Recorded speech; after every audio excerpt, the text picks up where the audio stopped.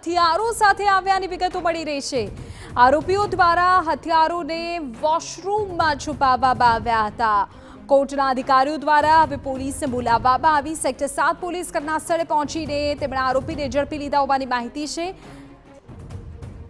કિંજલ અમારા સંવાદદાતા પૂરી વિગત આપી રહ્યા છે। કિંજલ, શું છે આ મામલો? ગાંધીનગર કોર્ટની અંદર સતત આ ત્રીજી વખતે આ પ્રકારની ઘટના બની છે કે જ્યારે અલગ અલગ જે આરોપીઓ હોય છે તે હથિયાર સાથે આવી રહ્યા હોય છે। 302 ના આ જે આરોપીઓ હતા તે હથિયાર સાથે ચપ્પુ અને કહી શકાય કે છરી સાથે આવ્યા હોવાના અત્યારે જે પ્રાથમિક અહેવાલ છે તે મળી રહ્યા છે। હાલાકી આ તમામ જે આરોપીઓ છે તેમને સેક્ટર 3 ની જે પોલીસ છે તે લઈ ગયા છે।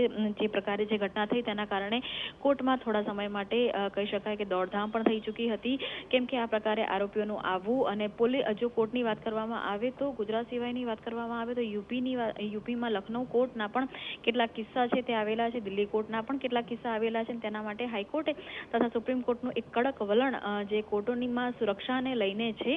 હાલાકી આ આરોપીઓ પેરોલ ઉપર હતા અને જે રજૂ થવા માટે તેમને ગાંધીનગર લાવવામાં આવ્યા હતા કે પોલીસના જાપ્તામાં આવ્યા હતા અને આ હથિયારો સાથે આવ્યા હતા તે વાતનો હજુ ફોડ પડ્યો નથી, પરંતુ ગાંધીનગર કોર્ટની અંદર જે પ્રકારે આ ઘટના બની, વોશરૂમમાં હથિયારો છુપાવવામાં આવ્યા, તેને લઈ અને સિક્યુરિટી ઉપર ખૂબ મોટા સવાલો છે તે ઊભા થઈ રહ્યા છે। બિલકુલ કિંજલ, આભાર જાણકારી બદલ। જોઈ રહ્યું કે આ મામલે હવે શું વધુ સ્પષ્ટતા થઈ શકે છે।